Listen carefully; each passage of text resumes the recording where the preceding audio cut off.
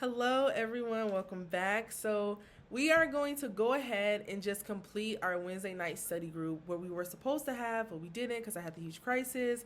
So, let's take a dive into some of these questions, and we are going to treat these questions as if we are taking the MFT National Exam on test day, okay? Now, let's get started with this first question here. Feel free to pause this video, see if you can find the best answer before I find the best answer. What is the minimum required duration for the chronic severe irritability and frequent temper outbursts to be present for a diagnosis of disruptive mood dysregulation disorder?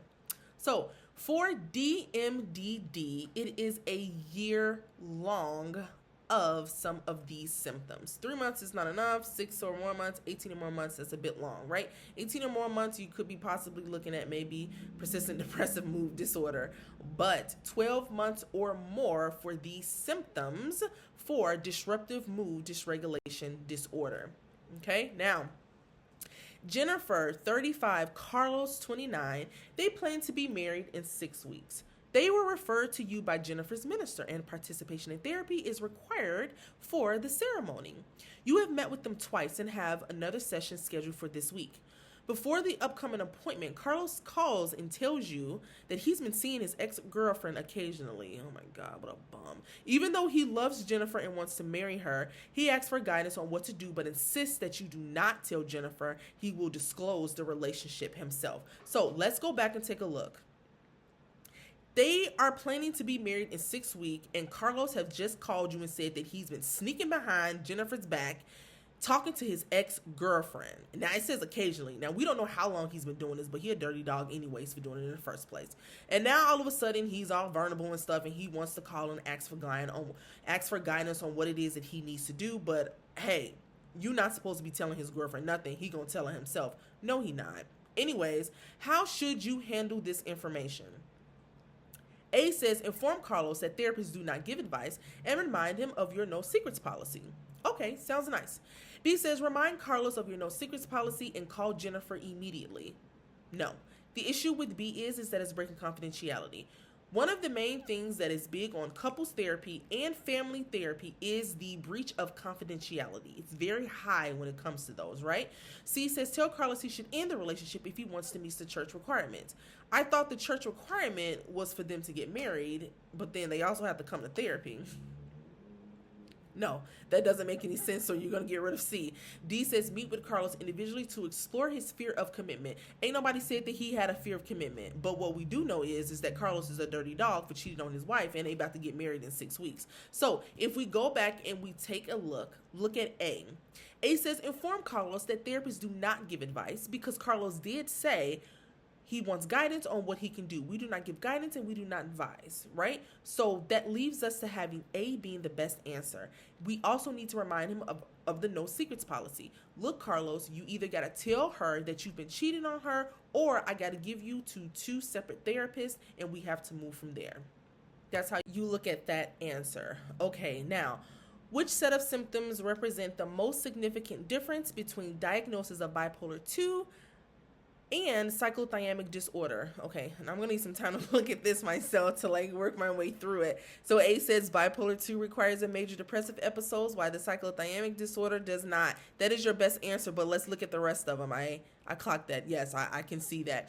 B says bipolar II requires chronic symptoms for at least 2 years, while cyclothymia disorder has no duration requirement. That's actually reversed. Cyclothymia disorder is the 2 years, and bipolar II, it's not years. It's only going to be it'll only be days, and it'll only be 2 weeks for major depressive disorder.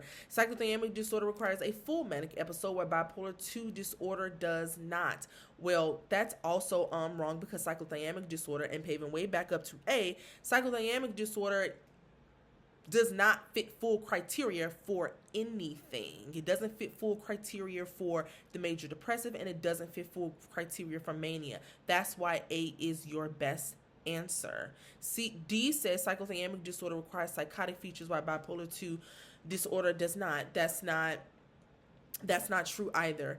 A Bipolar II requires a major depressive episode. That is true. Lasting how long? 2 weeks. While cyclothymia disorder does not. It doesn't. It just has the symptoms. It doesn't fit full criteria for a major depressive disorder or full mania or hypomania. That's why it's the cyclothymia disorder in the first place. I hope that makes sense. To meet the diagnostic criteria for ASD in the DSM-5, symptom must be present during which period of life? Adolescent, but only if it's marked impairment. No, ASD is an early development disorder, right? So the early development period, though they may not fully manifest until social demands exceed limited capacities. C says by age of 3, the latest as development is mostly completed. That's not true. D says before the age of 5, but not necessarily recognized until later. B is your best answer. The early developmental period, they may not fully manifest until social demands exceeds limited capacities.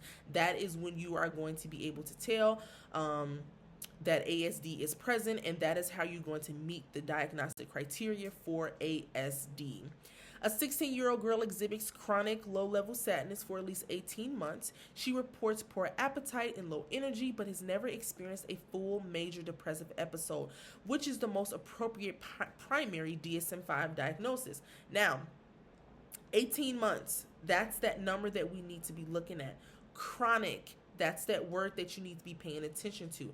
That's going to lead you to your best answer. A says major depressive disorder, single episode. That's too long. B says persistent depressive disorder. Okay. C says cyclothymia disorder. Okay. D says unspecified depressive disorder. No. Right? So we have 18 months, chronic, low level of sadness, but has never experienced a full major depressive episode. We are going to be looking at what? Persistent depressive disorder. Cyclothymia disorder, it would have to mention something about what? Some hypomania, right? Some symptoms that are erratic, less sleeping, not sleeping these days for a period of 18 months. But this best answer is going to be persistent depressive disorder because we're looking at the word low level sadness, low energy, but has not experienced a full major depressive episode, leading us to the best answer of B, persistent depressive disorder. A therapist is meeting with a young girl and her parents for family therapy. The parents are contemplating divorce and they want to provide a supportive environment for their child should they separate. What early phase goal would a family therapist applying Milan systemic therapy have for this family? Now, let's go back and let's take a look. Can we find this best answer by reading whatever we have right here in this question, right? So we have a young girl, her parents for family therapy. The parents are wanting to possibly get a divorce, but they are looking for an early phase goal, right? That is going to be utilized by Milan systemic theory for this family. A says invite everyone to explore the system and share their thoughts on what could improve. Does that sound like Milan to you? And if it does not, then you get rid of it. B says psychoeducate family members on the various dyads maintained in the family structure. Now, this is an early phase goal. B sounds more like what? Middle phase, because we're providing education and we're trying to actively work with the family, so B is automatically going to be out. C says explore healthy solutions for creating systemic change. Okay. D says support family members in opening up to the therapist hypothesizing. Now, one of these answer responses here paves way to Milan systemic therapy, and we're down to like the last final two, right? So if we're looking for an early stage goal, we are going to be looking for words that say what? Words that are going to lead us to how we are going to work with this family, but it's going to be an early phase goal that we have. C says explore healthy solutions for creating systemic change. That's a bit much. Something like middle phase, right? And plus we're exploring. We're not exploring. We need to do something. We need to be looking for words that are going to say support, right? Support family members in opening up to the therapist hypothesizing. Hypothesizing, that's your Milan word that you would have used to match in order to find the best answer. Sometimes the obvious is going to be there, sometimes it's not. The rest of the other stuff is fluff, but hypothesizing sticks out because you know that Milan therapist uses neutrality and they also hypothesize, leading you to your best answer. A teenage client with borderline personality disorder is losing her therapist because the therapist is transferring to another agency. She feels very close to the therapist. Even though she has yelled at her therapist in the past, the client's parents died a few years ago in an accident. How would you expect this client to deal with terminating therapy? Now, this is a question right here where it's just like, you just got to know how people diagnosed with borderline personality disorder act, right? So A says deny there was a relationship. Okay. B says act out to sever the therapy prematurely. C says deny that the therapeutic relationship is ending. And D says wish the therapist good luck and bring up aftercare considerations. That's not true, because a client with borderline personality disorder, they are going to try to do what? They want to keep you at all costs. No, this is not ending. This is not real. This is not happening. We're not going to deny that it was a relationship. You know that it was a relationship. We're not going to act out to sever the therapy prematurely. I don't even want to let you go, so why would I do that? So C says deny that the therapeutic relationship is ending. That is your best answer. That is how a person with borderline personality disorder would behave according to... Where did I find this question? I can't remember where I found this question from. Did I get it off Quizlet? I can't remember. I think I got this question off Quizlet, but this question looks familiar. I've seen this question like multiple times other places. But yes, I'm getting that C is the best answer. Deny that the therapeutic relationship is ending. For a diagnosis of DMDD, the temper outburst must occur on average. How frequently? In order to answer this question, you would have read your DSM-5, and you know what are some of the symptoms of DMDD, and even you know the duration of DMDD. At least 4 times per month. Nope, that's not enough. At least once per week. Nope, that's not enough. Every day for at least 1 month. Nope, that's not enough. We need to be 3 or more times per week before we can be diagnosed with DMDD. It is like irritability that is constant. Most days you feel this way, like always you feel this way. 3 or more times per week is when those symptoms are going to be occurring for DMDD.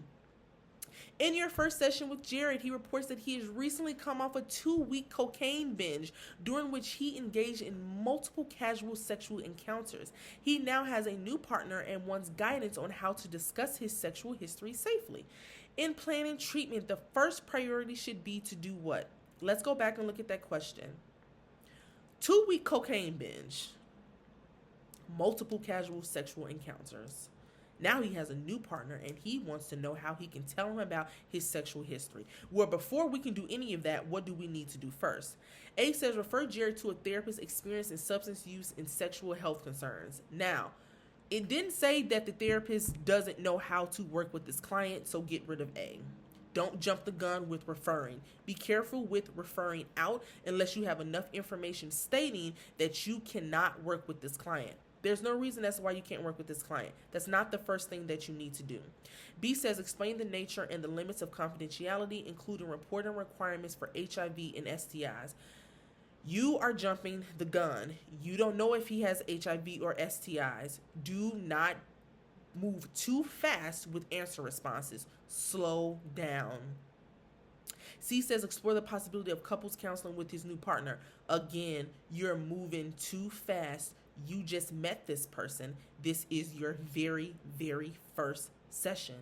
D says refer Jared to a physician for a medical evaluation. That is your best response. And I get it. Well, why are we going to refer him? First of all, he came off a 2-week cocaine binge. Second of all, he's had multiple casual sexual encounters. With how many people? I don't know how to deal with that. I don't know how to manage that. I'm not a doctor.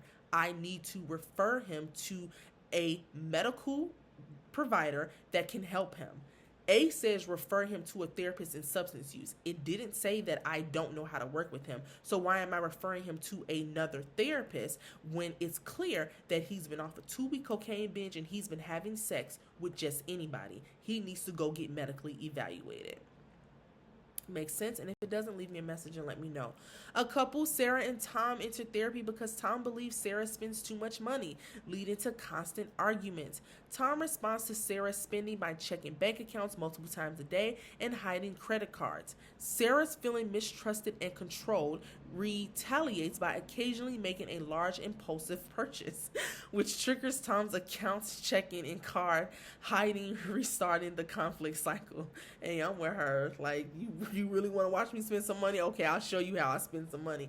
Okay, In this scenario, which of the following represents the main goal of the MRI systemic therapist? So, here is the thing. In order to answer this question the right way, you need to know what the goal is of MRI. It is a bunch of fluff that is mentioned up there. It is. But you need to understand the goals of MRI in order to find this best answer. So we got Tom and Sarah. One of them is spending a lot of money. The other one is trying to like show you, hey, I can spend a lot of money, and then it's going to increase with the pulse of checking and the constant seeing how much money is being spent. So what is the MRI goal according to this scenario? A says offer symptom relief by helping Tom stop checking the accounts and helping Sarah stop making impulsive purchases. That's not what MRI therapists would do, right? I see what they did with that one, but that's not a goal of an MRI systemic therapist. They ask you for a goal, not an intervention. B says offer symptom relief and foster first order change by asking Tom to check the account 10 times a day. Okay, that sounds nice, but a goal of MRI is not first order change. So you would automatically get rid of that one. C says offer symptom relief and foster second order change by asking Tom to check the account 10 times a day. The goal for MRI is symptom relief that fosters second order change. C is going to be your best answer. D says offer symptom relief and decrease the couple's overall anxiety by prescribing medication.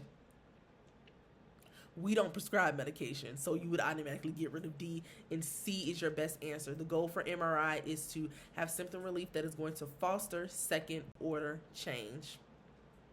A soldier who recently returned from a war has been brought to therapy by his wife. She reports that he had withdrawn and refuses to leave the house, and he has begun a ritual of walking the perimeter of their property for hours each evening. From a strategic therapy perspective, what would be the most appropriate first intervention? I actually got this question from Google Gemini, and it formulated this question for me. It sounds very familiar, I know. But yes, what would be the most appropriate first intervention as a strategic therapist? A says instruct the soldier to walk the perimeter of the property at a specific designated time each evening and to increase the number of laps each night. B said explore this soldier's military history. Here's the thing, strategic therapists do not explore history, so we'd automatically get rid of B, right? C says reframe the soldier's behavior as a protective measure to keep his family safe and praise his dedication.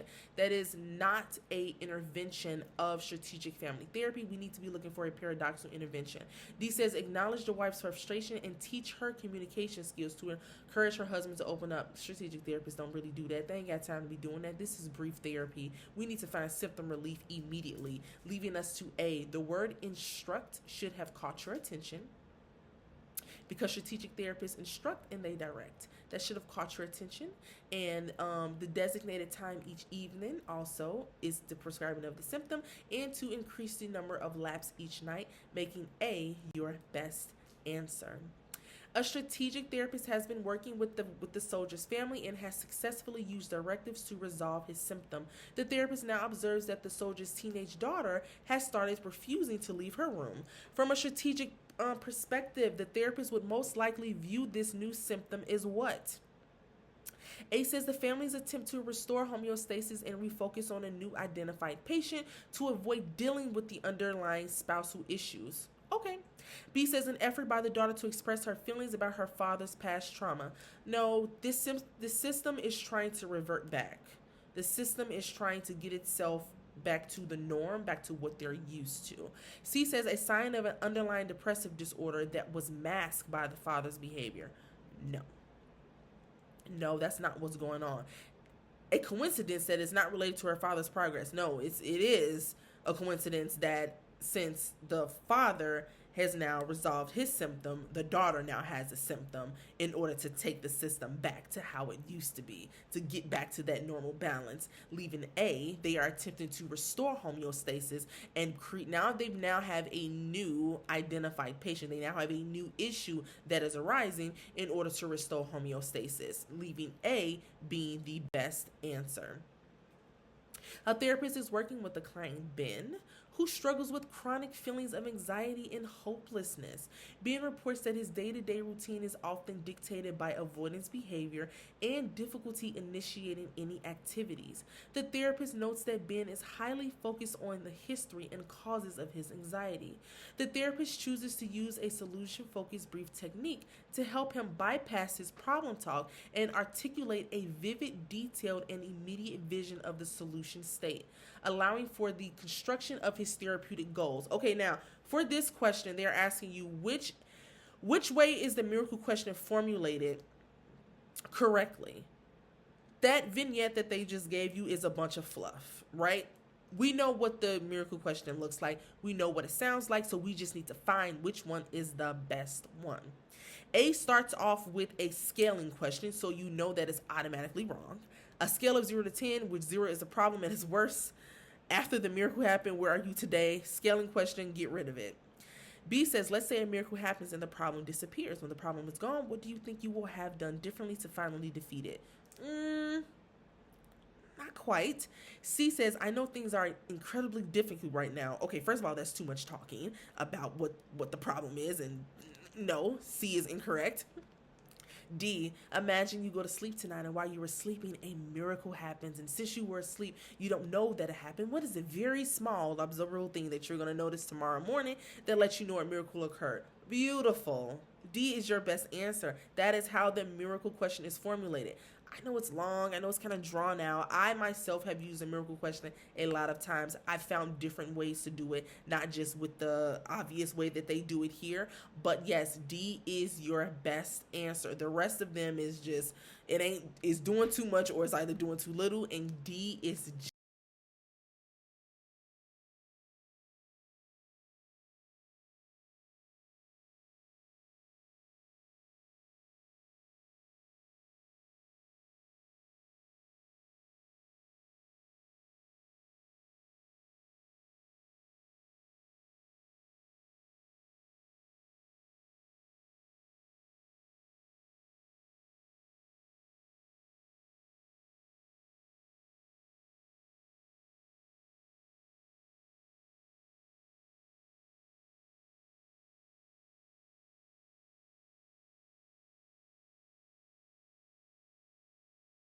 defiant disorder.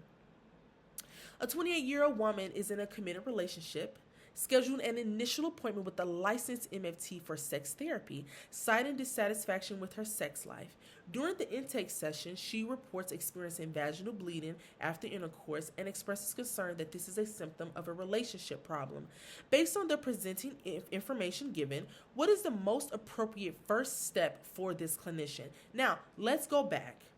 She's coming to therapy. She's in a committed relationship, right? She's having some dissatisfaction with her sex life.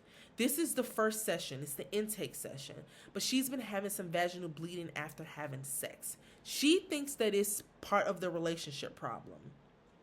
Do we know that that's part of the relationship problem? We don't. And we can't pretend like we do because we're not medical doctors. So A says immediately begin sex therapy. You cannot begin sex therapy because there's an underlying condition that's going on that we can't treat.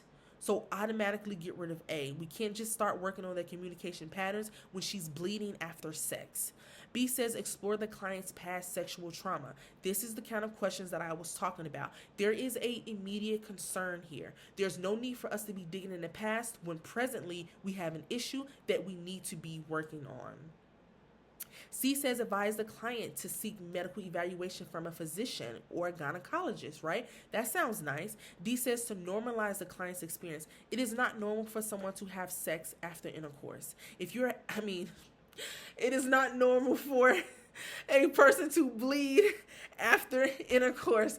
That should not be happening. No, it's not. A female should not be bleeding after she has sexual intercourse. It's not normal. Don't normalize it. Please don't tell your clients, oh, that's just normal. It'll get better afterwards. No, it's not. You need to be seeing a doctor. Go see a physician or go see your gynecologist, leaving C being your best answer. This is where you are going to advise your client to do something.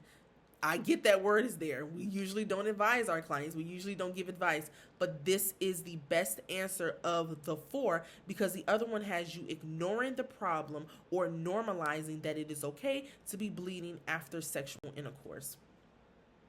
According to the DSM-5, a key diagnostic criteria that distinguishes bipolar I from bipolar II is what? And in order for you to answer this question, you got to know the differences between bipolar I and bipolar II, right? So what's the difference between bipolar I and bipolar II? Is it the hypomanic episode? Is it the manic episode? Is it the major depressive episode? Or is it rapid cycling specifier? Now, hypomania is a part of which disorder? It's a part of bipolar II. Does bipolar II have a manic episode? No, it does not. Your key, it is the major difference between bipolar I and bipolar II is the manic episode.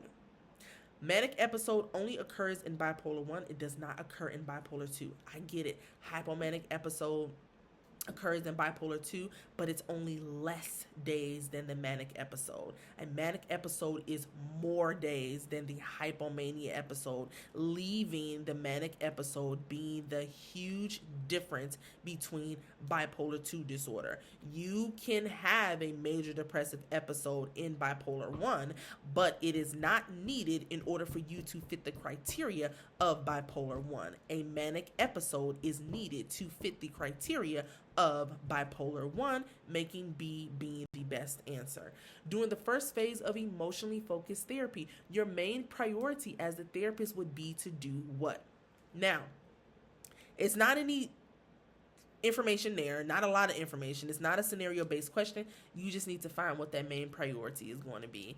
A says to collaborate with clients in deciding how to best treat attachment wounds. Okay. B says to help clients recognize their suppressed attachment needs. Okay. C says to acknowledge the role attachment plays in relationship distress. Okay.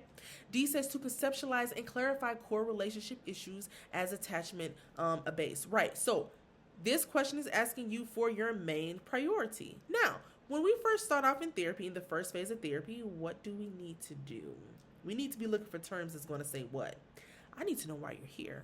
You know, we need to start clarifying some things, right? We need to conceptualize, start clarifying some of these relationship issues and looking through that. C says to acknowledge the role attachment plays in relationship distress. A bit much, doing too much too quick. To help clients recognize their suppressed attachment needs. That doesn't happen in the first phase of EFT.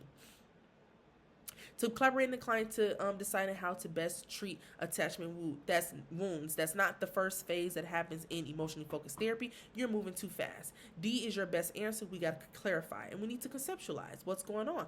In the beginning, we need to clarify what's going on. We need to be finding out, okay, well, what are some of these negative cycles that we are in? That is your first phase that you are going to be doing when it comes to emotionally focused therapy, making D your best answer.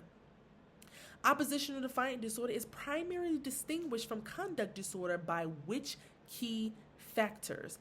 A says ODD symptoms must last 6 months while CD symptoms must last 12 months. In order to answer this question, you got to know your difference between ODD and conduct disorder.